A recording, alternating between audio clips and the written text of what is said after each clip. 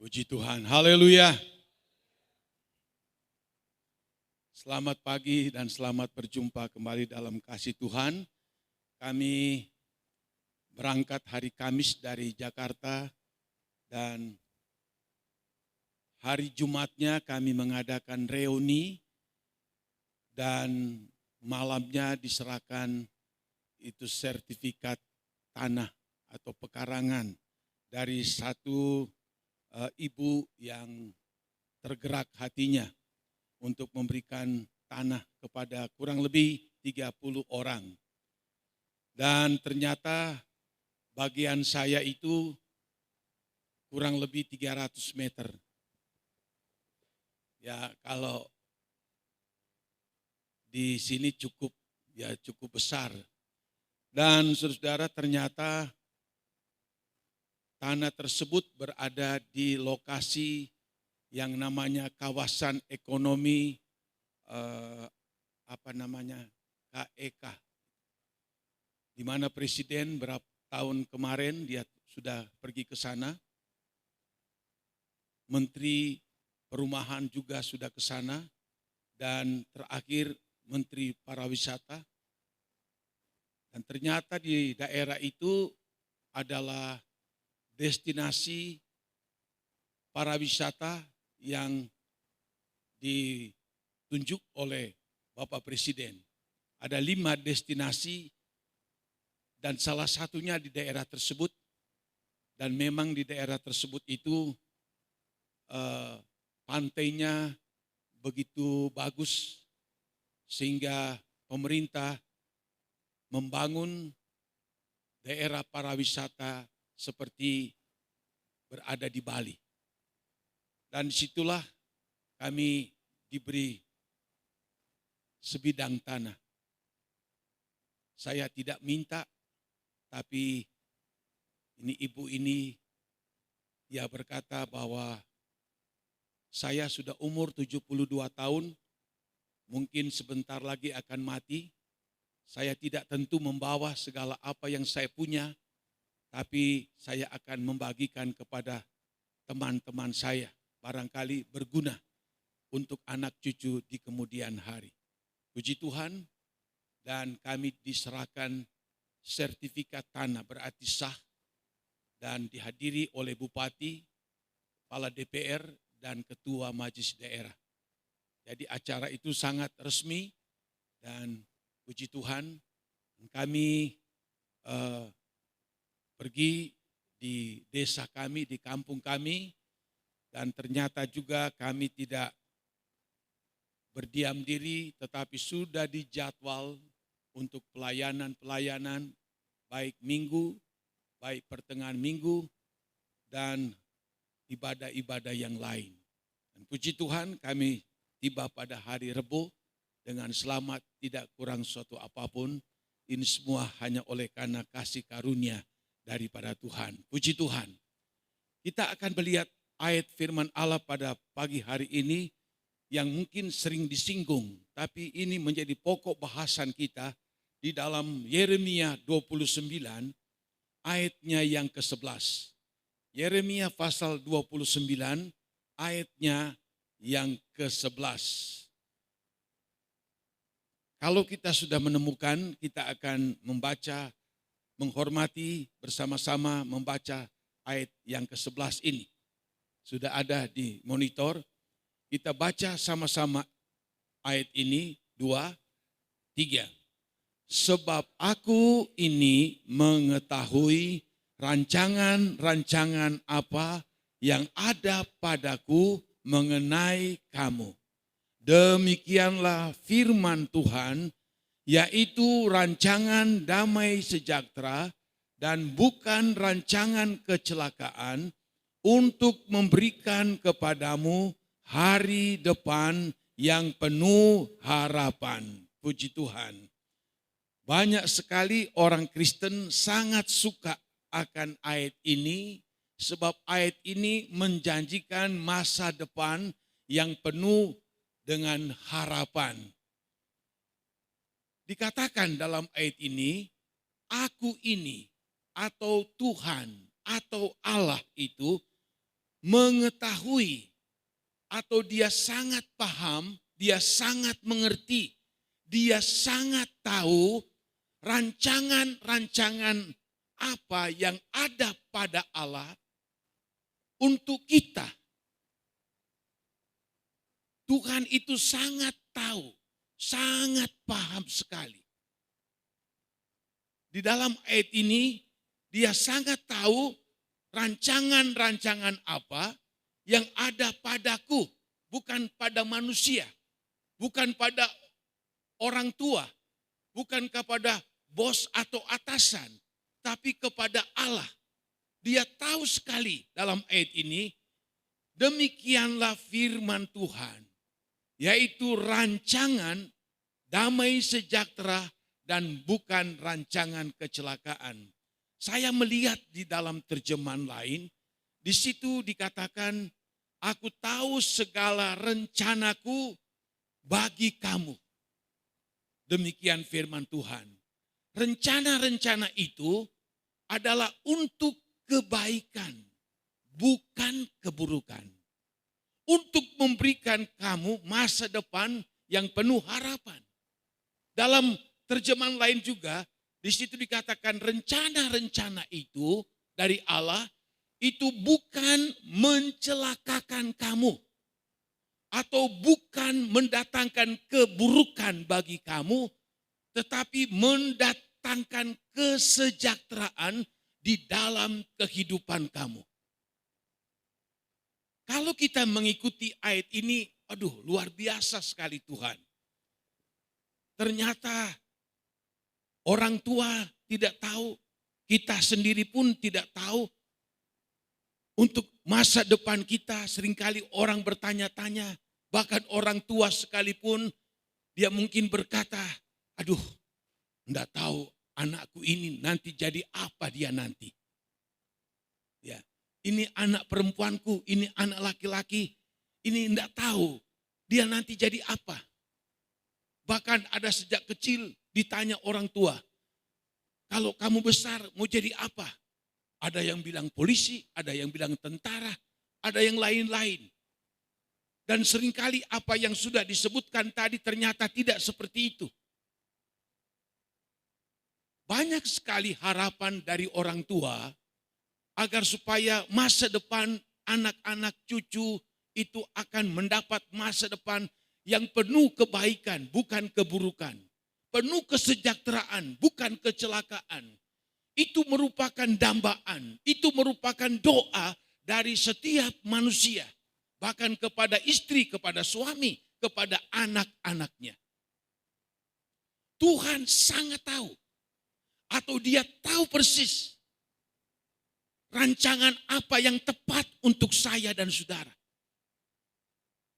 Dia tahu persis, dia sudah sediakan bagi saya dan saudara, itu rancangan-rancangan Allah sendiri.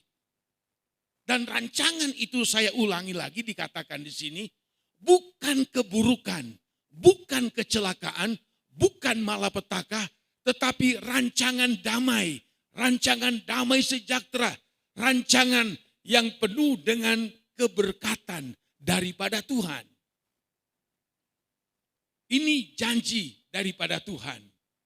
Baik kita sebagai orang-orang yang percaya kepada Tuhan. Dan kalau kita melihat ayat ini, tentu kita semua berkata terima kasih Tuhan, Engkau sudah merancangkan rancangan yang indah dalam hidupku, dalam keluargaku, dalam kehidupan kami suami istri, dalam kehidupan anak-anakku. Terima kasih Tuhan. Tapi saya katakan di sini, tidak semudah membalikan telapak tangan untuk mendapatkan kenyataan ini. Ada orang hanya, coba sedikit dikurangi lagi. Ada orang yang membaca ayat ini, dia klaim janji ini. Lalu dia hanya menunggu.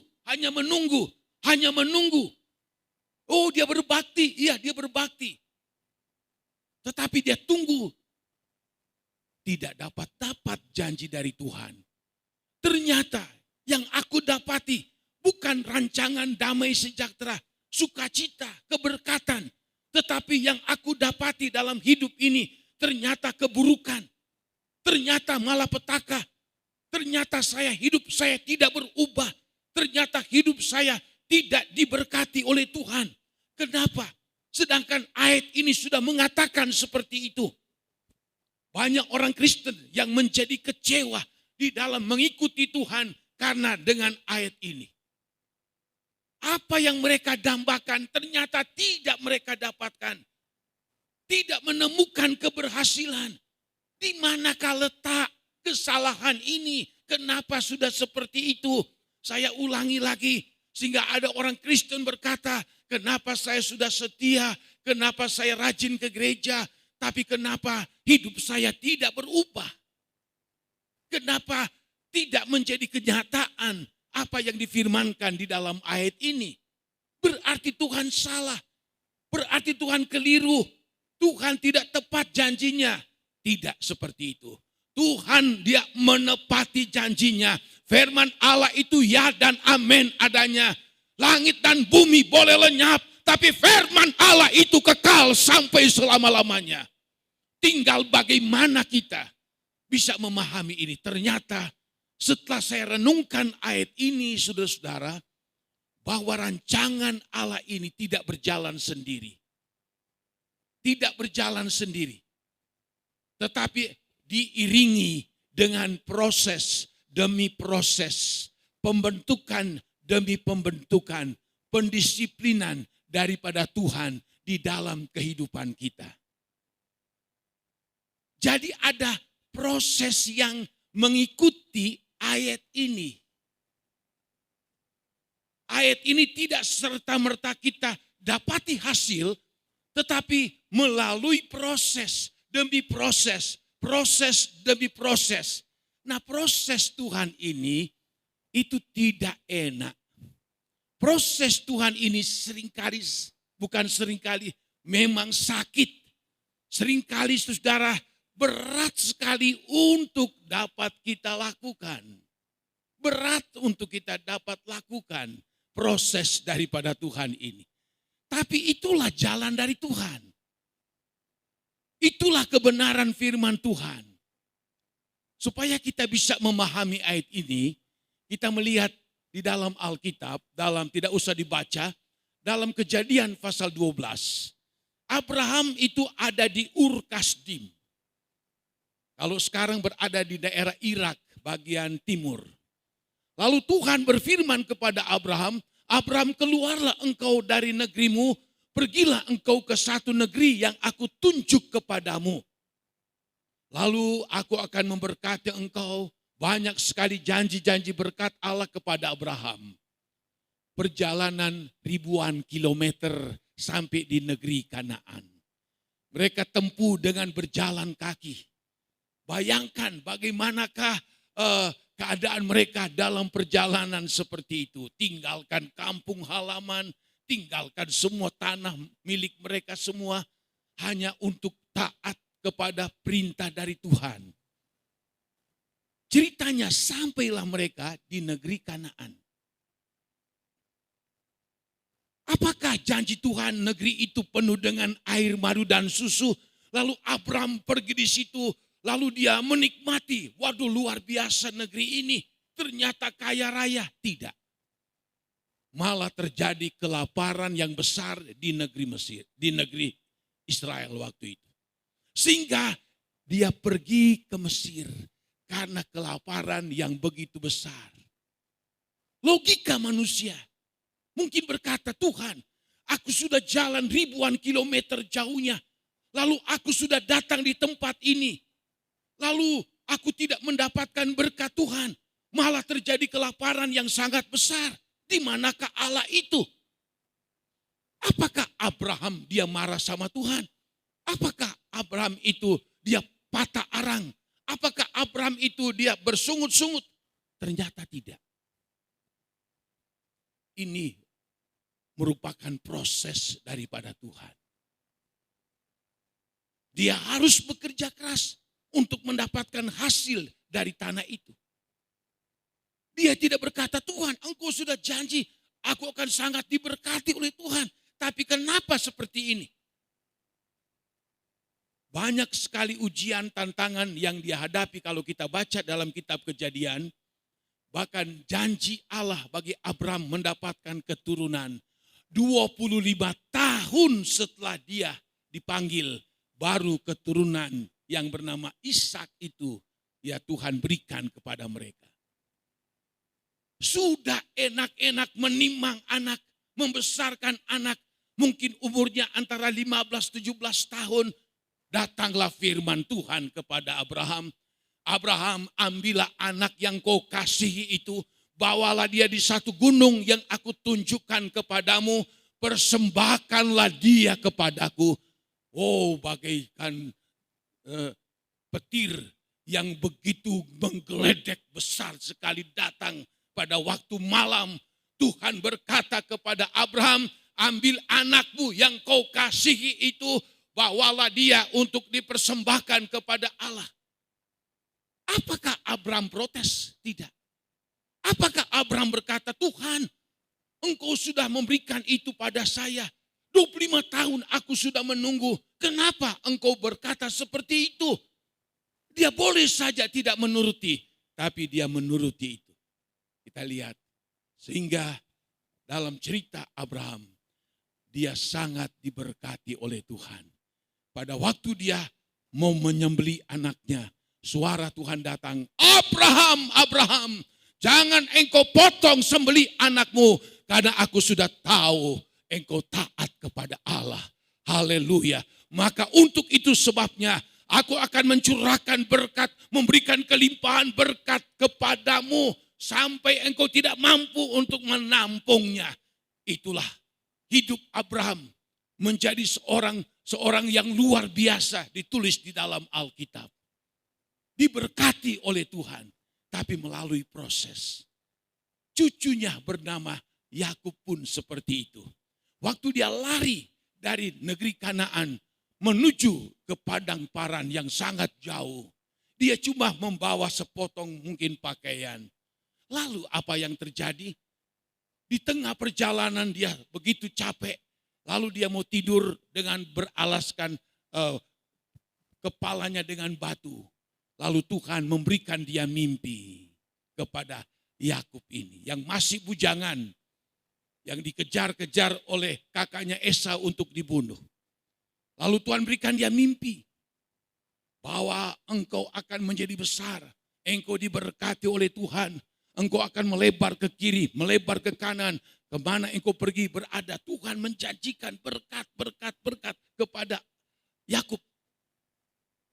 Tapi dia itu hanya membawa 2-3 potong pakaian. Dia lari dari abangnya Esau pergi di padang aran. Dia tidak menemukan, belum mendapatkan janji Allah itu. Tapi Allah izinkan dia untuk diproses. Sampai dia di padang aran itu. Kepada pamannya Laban.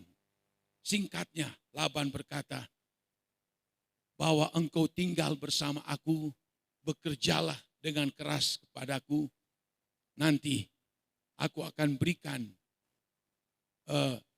anakku yang bernama Rahel untuk dijadikan istrimu.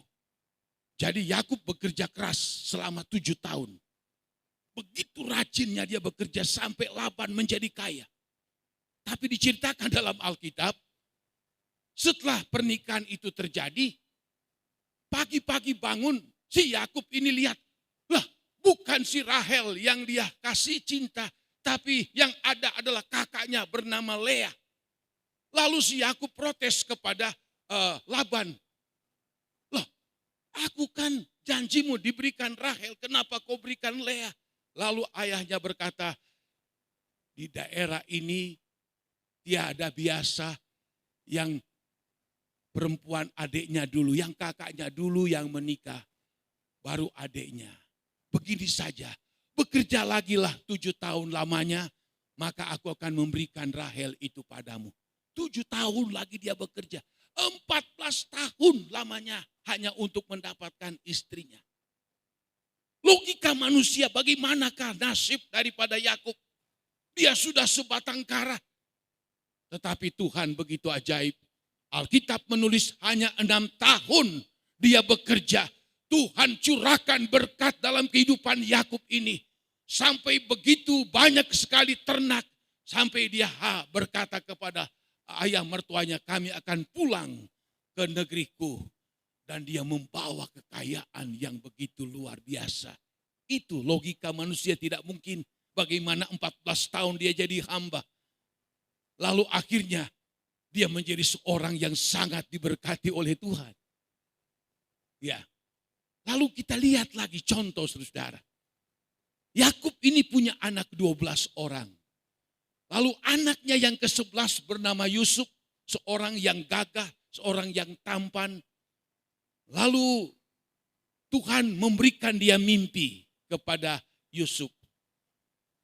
Di ladang katanya. Ada 11 ikatan gandum itu datang menyembah kepada gandumnya, ikatan gandumnya. Lalu tidak lama kemudian dia sambung lagi mimpi yang dari Tuhan.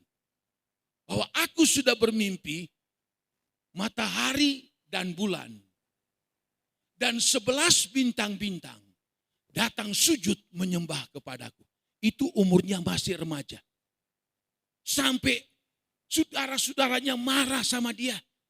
Oh itu artinya kami harus tunduk kepadamu. Kami harus menyembah kepadamu. Mereka marah, mereka benci. Bahkan setelah Yusuf membawa perbekalan makanan di padang untuk saudara-saudaranya. Dari jauh mereka sudah lihat. Itu si tukang mimpi itu sudah datang. Bukan menyambut karena membawa perbekalan makanan. Tapi mereka aniaya Yusuf. Mereka ceburkan di dalam sumur. Waduh, kasihan. Sesudah itu lewatlah pedagang Ismaili. Lalu mereka berkata, sudah jual saja dia. Lalu mereka angkat dari sumur. Lalu mereka jual dia sebagai budak. Dia datang dengan pakaian yang baik. Tetapi waktu mereka menjual pakaian yang indah itu disobek-sobek. Asal pakaian biasa saja. Lalu dibawa ke Mesir. Lalu di Mesir dia dipekerjakan kepada Potifar. Dan Potifar menjadi kaya. Diberkati oleh Tuhan. Oleh tangan daripada Yusuf. Dan kita kenal cerita bahwa istri Potifar begitu demen sama dia. Dan akhirnya dia memfitnah Yusuf. Lalu Yusuf dimasukkan ke dalam penjara. Oh, di manakah mimpi daripada Yusuf itu? 11 gandum itu akan tunduk. Bulan dan matahari dan 11 bintang akan datang kepada dia. Sedangkan dia itu dimasukkan ke sumur. Dia difitnah oleh istri Potifar. Dia dipenjarakan. Di manakah janji-janji Allah itu? Kurang lebih 13-14 tahun. Lalu Tuhan mulai menunjukkan belas kasihannya kepada Yusuf. Cukup Yusuf, engkau sudah mengikuti proses. Sehingga dia diangkat menjadi Perdana Menteri di Mesir. Bahkan Raja Firaun sangat-sangat mengagumi Yusuf, seorang yang bijaksana, yang luar biasa. Dan Firaun pun merasa takut kepada Tuhan oleh karena tindakan perbuatan Yusuf. Yusuf diberkati oleh Tuhan. Melalui proses yang begitu panjang dia alami. Kita juga lihat contoh dari dalam Alkitab. Bagaimanakah Daud? Daud ini seorang yang masih remaja. Lalu Tuhan berfirman kepada Nabi Samuel. Nabi Samuel, Raja Saul sudah memberontak berapa kali kepadaku. Pergilah engkau ke Bethlehem. Aku akan tunjukkan kepadamu salah satu dari keluarga Isai. Anaknya akan aku lantik menjadi raja pengganti Raja Saul. Datanglah Samuel. Sampai di Bethlehem. Ini Isai ini dia persiapkan ke-7 anak-anak laki-lakinya yang gagah-gagah semua untuk dilihat oleh Nabi Samuel. Ceritanya singkat dikatakan, lewatlah di depan Samuel anak yang sulung, yang gagah perkasa, tinggi besar, tampan lagi.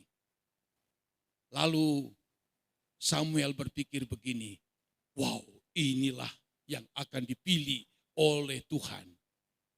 Tapi Tuhan berkata, bukan yang dilihat oleh mata ini, tapi Tuhan melihat di dalam hati manusia. Tuhan menolak. Yang kedua, begitu lagi. Yang ketiga, yang keempat, kelima, keenam, ketujuh. Tuhan tolak. Lalu Samuel berkata, Isai, apakah memang cuma ini anak kamu? Oh, Isai teringat. Oh, masih ada satu. Ada satu yang bontot, yang bungsu. Dia sedang mengembalakan kawanan kambing domba di padang. Dia tidak diperhitungkan. Dia dianggap sepele.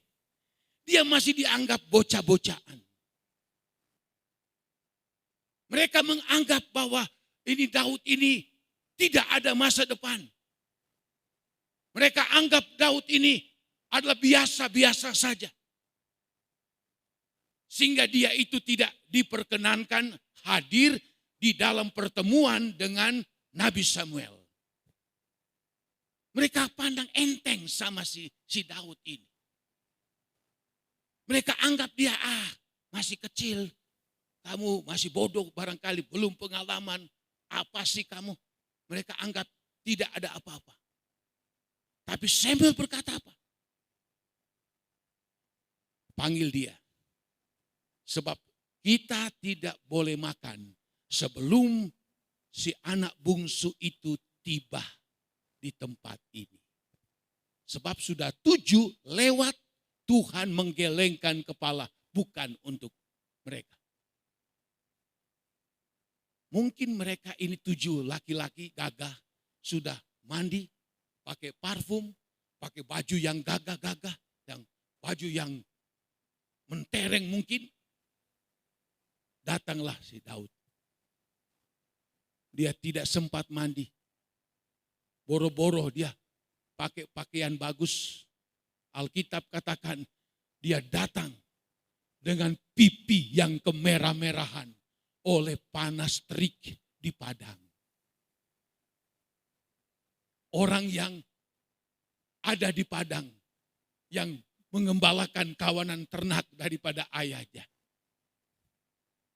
Waktu Daud ini datang, masuk, Tuhan berkata kepada Samuel, inilah dia yang aku pilih. Ambillah minyak urapan, urapilah dia. Ini saudara memberikan suatu motivasi dan inspirasi yang begitu kuat di dalam saya. Waktu saya merenungkan ayat ini. Mungkin ada di antara kita yang ada. Mungkin dianggap sepele. Mungkin tidak dianggap oleh orang lain.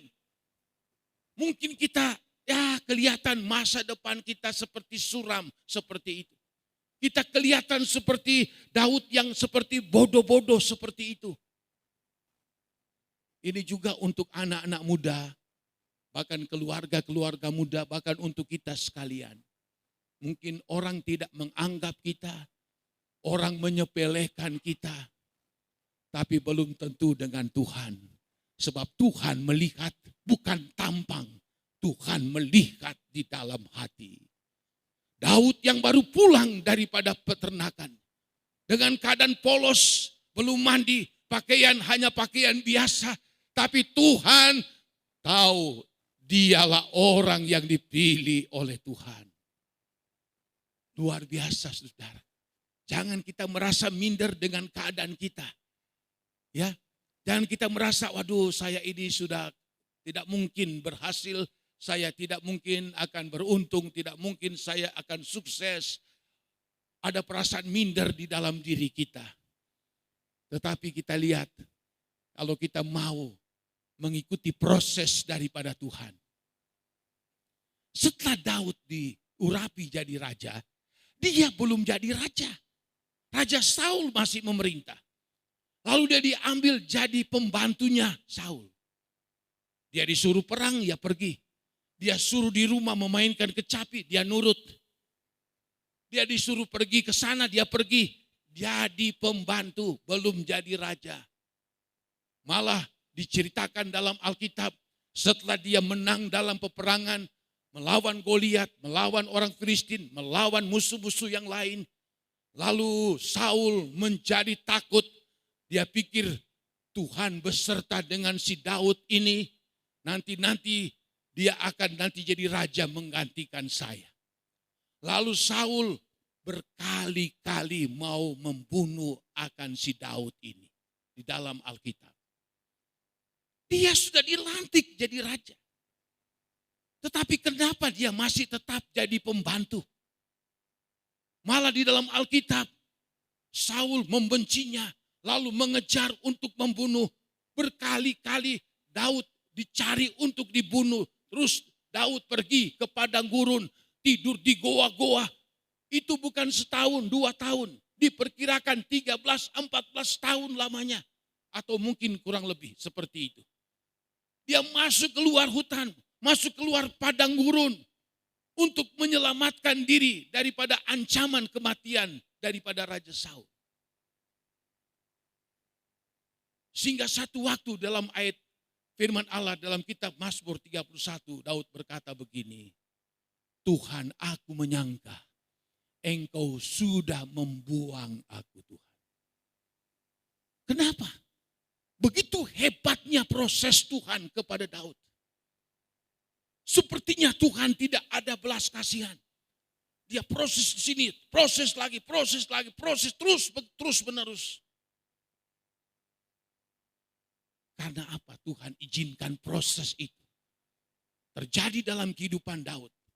Sebab Tuhan akan memakai dia. Tuhan akan memberkati dia.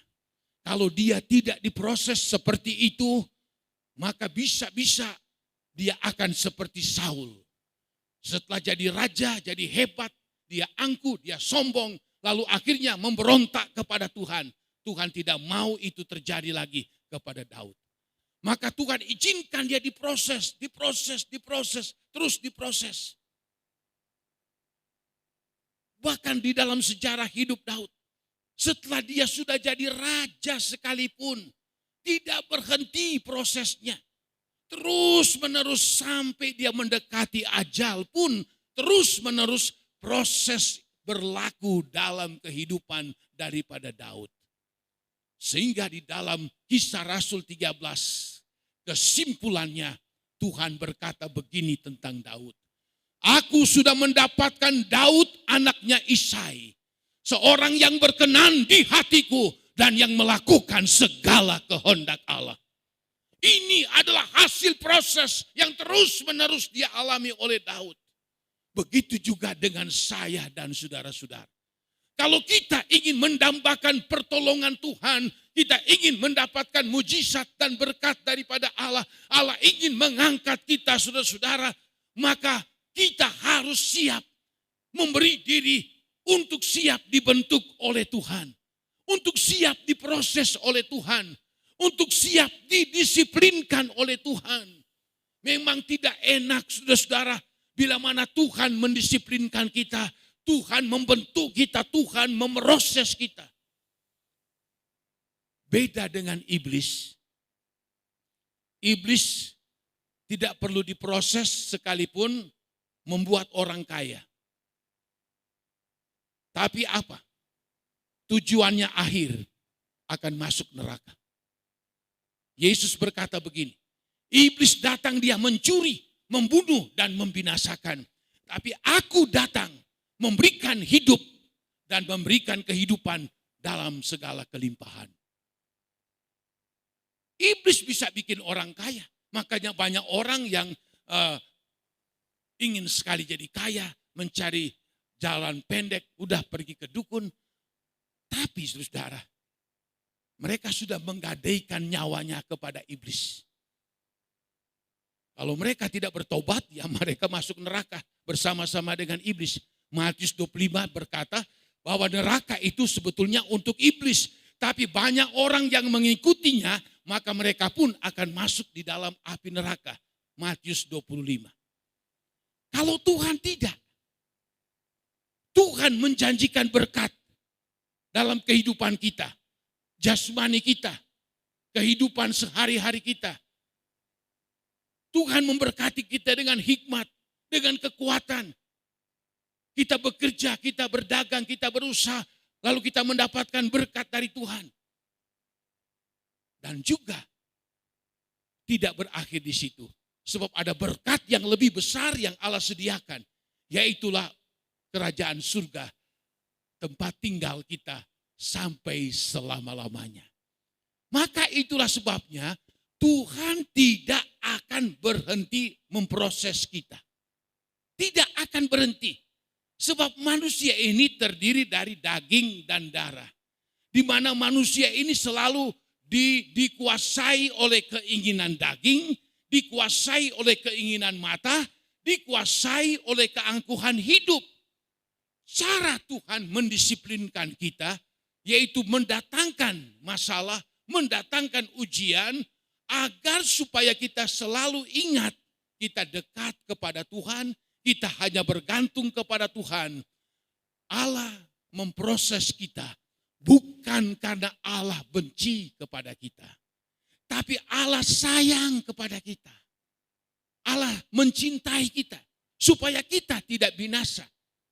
Maka itulah sebabnya kalau kita lihat di dalam Alkitab, saudara, Allah tidak berhenti memproses kita. Atau Allah tidak berhenti mendisiplinkan kita sampai kapanpun. Bahkan sampai kita mati atau sampai Tuhan datang. Jangan engkau heran. Aduh, kenapa ya saya sudah rajin, saya sudah setia, saya sudah berkorban, bawa perpuluhan. Tapi kenapa ada saja tantangan, ada saja ujian, ada saja persoalan. Ini semua adalah bentuk proses daripada Tuhan. Sebab jaminan Allah tidak hanya untuk kita di bumi ini kita ditolong Tuhan, tetapi lebih daripada itu kita akan masuk di dalam langit baru dan bumi yang baru yang berisi kekudusan dan kesucian. Itu tujuan akhir daripada Tuhan. Makanya yang namanya proses Tuhan tidak akan pernah berhenti. Ini yang kita catat baik-baik. Jangan kita berharap saya jadi anak Tuhan, segalanya lancar seperti jalan tol. Jangan kita berharap kalau kita mengikuti Tuhan, melakukan semua perintah Tuhan, lalu kita semua akan mendapatkan kemulusan dari berbagai masalah, berbagai kesukaran, kesulitan. Tidak. Ini sudah merupakan bagian hidup yang Allah sudah tetapkan. Rancangan Allah itu, rancangan yang indah.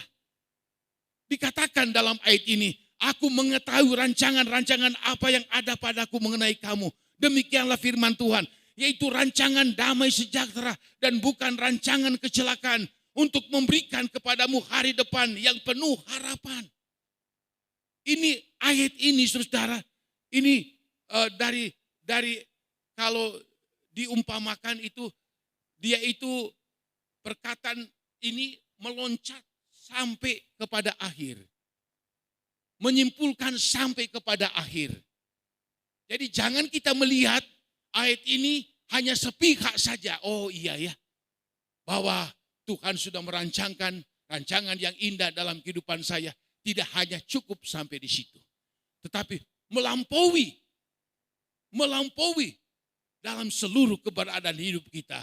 Sebab tujuan akhirnya yaitu kita akan bersama-sama dengan Tuhan. Nah, ini semua adalah rancangan Tuhan. Ini yang harus kita tahu. Kenapa ya saya diproses Tuhan? Kenapa saya terus dibentuk Tuhan? Ini rancangan Tuhan. Rancangan Tuhan. Jangan engkau berpikir, wah ini Tuhan tidak baik. Ya, firman-Nya tidak benar. Tidak, ini termasuk rancangan-rancangan dari Tuhan. Kalau kita salah mengerti rancangan Tuhan, kita akan hidup dalam kekecewaan terus-menerus. Saya ingin sampaikan ini, sebab pengajaran yang banyak muncul akhir-akhir ini, yang saya tentang selalu, seolah-olah jadi orang Kristen itu senang terus, kecukupan terus-menerus. Tidak ada masalah, tidak ada problem. Segalanya berjalan mulus, segalanya berjalan lancar. Full sukses, istilahnya seperti itu. Ini sudah pengajaran yang menyesatkan. Ini pengajaran yang menginakbobokkan orang Kristen. Ini sekarang muncul saudara. Allah memakai beberapa orang, kita lihat terakhir ini. Bagaimana Tuhan memberitahukan kepada mereka, kasih tahu kepada orang Kristen, kepada dunia ini, bahwa Tuhan sudah tidak lama lagi akan datang. Pengajaran-pengajaran yang banyak dipahami oleh orang Kristen, itu bukan pengajaran daripadaku, bukan pengajaran dari Allah. Itu pengajaran yang mereka katakan hanya untuk menyenangkan manusia. Makanya ini hati-hati saudara. Rancangan Allah tidak saja untuk menolong kita. Tidak memberikan kita, tidak hanya memberikan masa depan yang penuh harapan. Tetapi lebih daripada itu, kita akan memiliki masa depan di dalam kerajaan surga yang kekal untuk selama-lamanya. Dan rancangan Allah, saya ulangi, tidak akan berhenti pada waktu kita sudah ditolong, pada waktu kita sudah diberkati, pada waktu kita sudah mengalami rasa keamanan dalam diri kita. Tidak berhenti di situ. Tuhan akan terus berjalan. Terus prosesnya. Ada satu ayat yang saya ingat di dalam Alkitab, dalam kitab Ibrani. Di situ dikatakan begini, ya, dalam ayat 9, Ibrani 12 ayat 9, kita lihat baik-baik, berkata begini. Selanjutnya, dari ayah kita yang sebenarnya, kita beroleh ganjaran, dan mereka kita hormati. Ini bicara orang tua secara daging. Orang tua mengajar kita, bahkan memberi ganjaran, tapi kita tetap menghormati mereka. Kalau demikian, bukanlah kita harus lebih taat kepada Bapa segala roh, supaya kita boleh hidup. 10. Sebab mereka mendidik kita dalam waktu yang pendek, sesuai dengan apa yang mereka anggap baik. Tetapi Dia atau Allah menghajar kita untuk kebaikan kita, supaya kita beroleh bagian dalam kekudusannya. 11. Memang tiap-tiap ganjaran pada waktu ia diberikan tidak mendatangkan sukacita, tetapi duka cita. Tetapi kemudian ia menghasilkan buah kebenaran yang memberikan damai kepada mereka yang dilatih olehnya. Amin. Nah, ini kita lihat. Orang tua kita mendidik kita, bahkan mengganjar kita. Itu pun umur mereka tidak panjang, cuman dibatasi. Apalagi Bapa kita yang ada di dalam sorga. Dalam ayat berikutnya disebutkan bahwa orang-orang yang dikasihi oleh Allah, maka Tuhan akan menghajar mereka. Jadi kita lihat bahwa kita menerima disiplin dari Tuhan, pembentukan dari Tuhan, proses daripada Tuhan, yaitu supaya kita beroleh, ayat 9 bagian akhir, supaya kita beroleh hidup. Kata hidup di sini beroleh hidup yang kekal untuk selama-lamanya di sorga. Lalu dikatakan dalam ayatnya yang ke-10, Dia menghajar kita untuk kebaikan kita. Lalu disebutkan di sini, supaya kita beroleh bagian dalam kekudusannya. Tuhan menghajar kita, memproses kita, membentuk kita. Karena Dia mengasihi kita, supaya apa? Memang dikatakan di sini, bukannya sukacita, tapi berduka cita, sakit. Tidak enak pada waktu Tuhan mengganjar kita, memproses kita. Tetapi dikatakan di dalamnya, dalam ayat ini, supaya kita beroleh bagian dalam kekudusannya. Untuk menjadi kudus itu tidak mudah. Saya harus katakan, menjadi kudus di dalam Tuhan tidak semudah dengan mengucapkan. Kalau untuk jadi kaya, gampang. Tapi untuk jadi kudus, tidak gampang. Tuhan punya sekolah khusus untuk menjadi orang kudus di hadapan Tuhan. Bagaimana? Kita harus diproses. Kita harus dibentuk.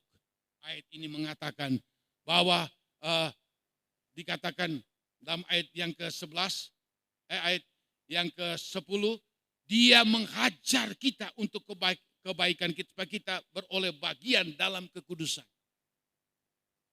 Supaya kita menjadi kudus, Allah tidak segan-segan mengajar kita. Allah tidak segan-segan untuk membuat kita berduka cita. Oleh sebab karena Allah menghajar kita. Tidak gampang untuk menjadi kudus. Ada kala Tuhan lihat, angel banget ini. Mau jadi kudus kapan ya? Ada kala dia timbul tenggelam. Kudus Minggu, Senin sudah enggak kudus lagi. Cara Tuhan memberikan hajaran. Supaya kamu jadi hidup benar, kamu jadi hidup kudus. Aku izinkan masalah cobaan, ujian dalam kehidupan kamu. Supaya kamu akan hidup kudus. Ini sekolah dari Tuhan untuk bisa menguduskan kita. Allah ganjar kita. Tidak segan-segan. Nah itu bukan bentuk Allah marah, Allah benci kepada kita. Tetapi itu bentuk kasih sayang Tuhan supaya kita meninggalkan kesalahan, meninggalkan dosa kita. Lalu kita hidup kudus di hadapan Tuhan. Memang sakit tidak enak. Tapi ini cara dari Tuhan. Lalu dikatakan di dalam ayatnya yang ke-11, tiap-tiap ganjaran pada waktu ia diberikan tidak mendatangkan sukacita, tetapi duka cita. Tetapi kemudian ia menghasilkan buah kebenaran. Tidak enak untuk mendapatkan kebenaran. Tuhan juga hajar kita. Sampai kita, waduh kenapa Tuhan aku sampai menjadi seperti ini. Kenapa Tuhan aku alami musibah, tantangan, ujian seberat ini. Tujuan dari Tuhan untuk kita hidup benar di hadapan Tuhan. Untuk kita hidup suci di hadapan Tuhan. Sebab firman Allah katakan di dalam ayatnya yang ke-12. Tanpa kekudusan, tanpa kebenaran, tidak ada seorang pun yang akan melihat Allah. Tidak seorang pun yang akan masuk di dalam kerajaan surga. Tanpa kebenaran dan tanpa kekudusan daripada Tuhan. Maka itulah sebabnya. Oleh kasih Tuhan kepada kita, dia terus memproses kita. Dia terus membentuk kita. Dia terus mendisiplinkan kita. Lalu bagaimana kita menghadapi semua proses itu? Bagaimana kita menghadapi semua itu ganjaran dari Allah itu? Pembentukan, pendisiplinan Allah. Kita harus taat.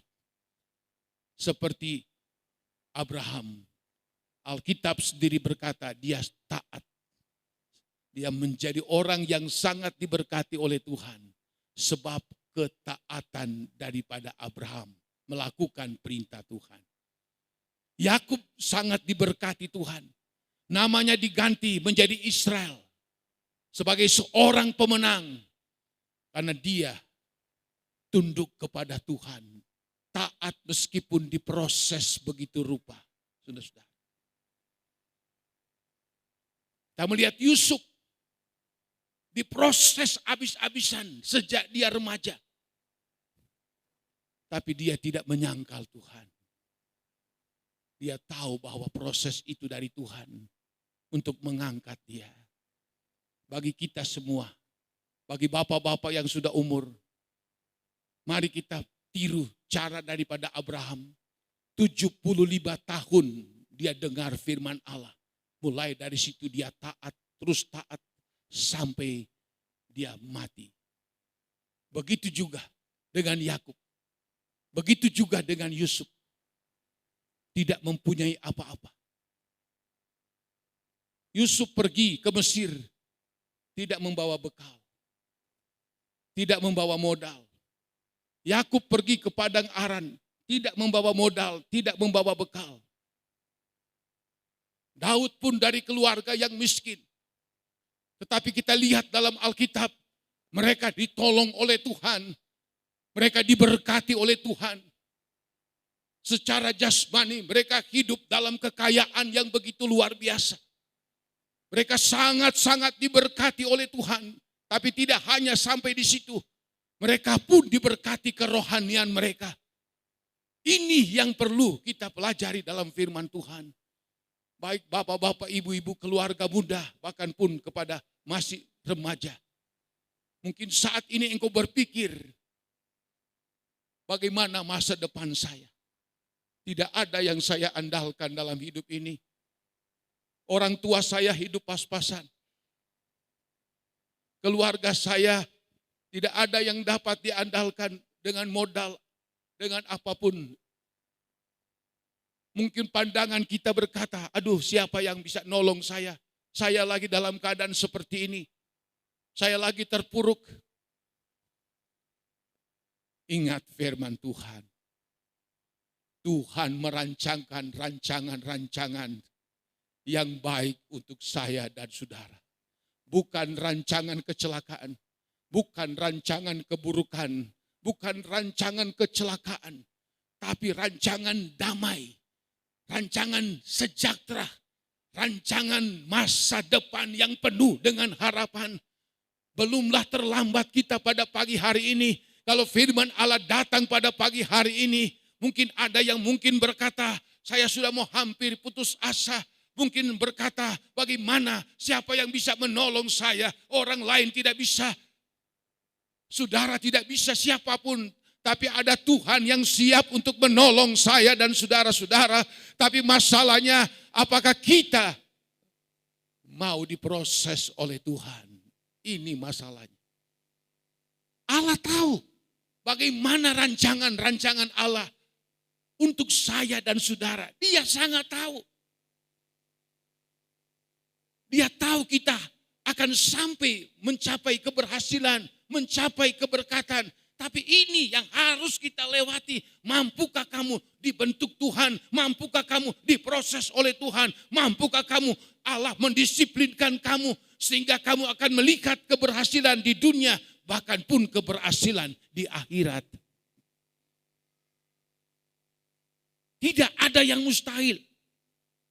Orang-orang yang disebut di dalam Alkitab ini tidak punya modal. Abraham tidak punya modal. Yakub tidak punya modal, Yusuf tidak punya modal, Daud juga tidak punya modal. Mereka dari orang-orang yang sederhana, tapi mereka mengikuti rancangan daripada Tuhan.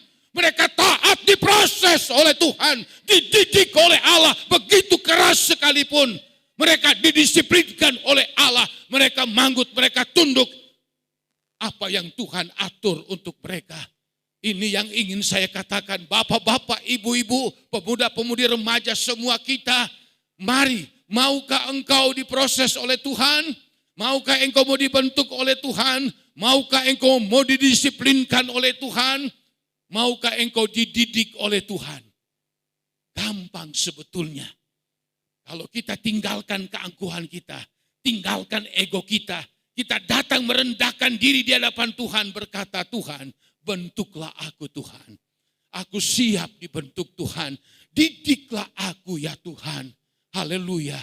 Maka rancangan Allah itu terlaksana. Oh, di dalam kehidupan saya dan saudara. Atau istilahnya takdir Allah itu.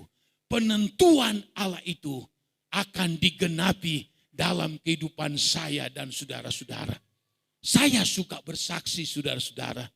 Saya tinggalkan suka mandi, datang hanya pakaian yang mungkin berapa pasang saja.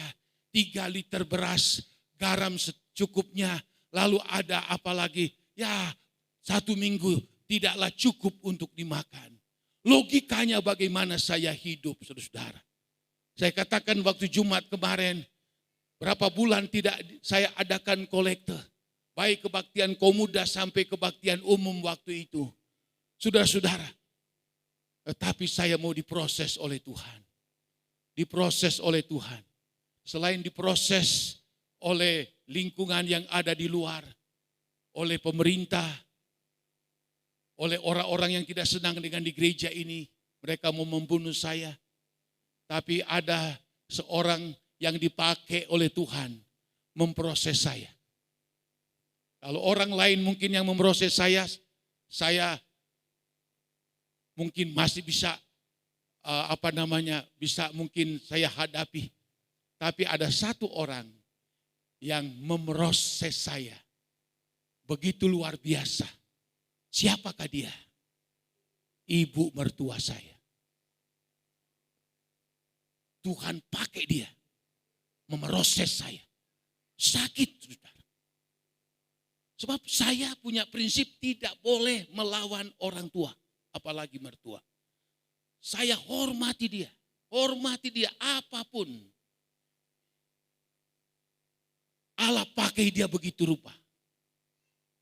Sampai luar biasa sekali. Tapi saya tidak berani lawan. Sehingga waktu itu saya pergi puasa 3 hari 3 malam di Cicurug, 3 bulan sekali. Karena saya minta pertolongan Tuhan. Tuhan, bagaimana ini Tuhan? Proses demi proses, proses demi proses. Bahkan beberapa kali kami mau meninggalkan ini pekerjaan Tuhan, mau pindah di lain. Kami pernah ditawarkan di Sukamandi, ditawarkan di Cikarang, ditawarkan di Jamblang, ditawarkan di Indramayu. Karena seperti tidak tahan dengan proses itu. Tapi kami bertahan suami istri. Kami taat, kami tahu ini adalah proses daripada Tuhan. Kita harus patuh, kita harus tunduk kepada Tuhan. Dan kalau kita taat, patuh, cara mendisiplinkan kita. Kita lihat campur tangan Tuhan begitu dahsyat dan begitu luar biasa. Dari yang tidak ada bisa menjadi ada. Dari yang tidak mungkin bisa menjadi mungkin. Orang-orang berkata begini, mana bisa di desa itu bisa ada gereja, bisa ada aula, bisa ada rumah. Wah, luar biasa sekali. Saya berkata begini, iya, kamu tidak tahu prosesnya Tuhan. Banyak orang, bahkan banyak hamba Tuhan pun tidak tahan akan proses daripada Tuhan. Dan jemaat pun sudah sering kali waktu Allah proses, kita tidak berdaya menyerah, saudara. Sehingga pada waktu mama mertua saya meninggal, dengan tulus hati saya menangis melebihi orang tua saya. Saya menangis karena Tuhan, ini partner saya dalam pelayanan. Engkau sudah pakai ibu mertua saya, telah mendidik saya, telah memproses saya, sehingga saya bisa menjadi seperti ini. Ini saya saksikan, ini fakta kebenaran. Saudara-saudara, jadi dapat kita simpulkan, jangan engkau menyerah pada waktu engkau diizinkan Allah diproses. Jangan engkau, saudara, bersungut-sungut pada waktu engkau Allah izinkan engkau dibentuk oleh Tuhan. Engkau diproses oleh Tuhan, dididik oleh Tuhan, didisiplinkan oleh Tuhan. Jangan engkau menyerah. Taatilah Tuhan, taatilah firman Tuhan itu. Sebab Allah lihat, kalau engkau taat kepada firman Tuhan, maka jadilah seperti firman Allah, bahwa aku ini mengetahui rancangan-rancangan apa yang ada padaku mengenai kamu.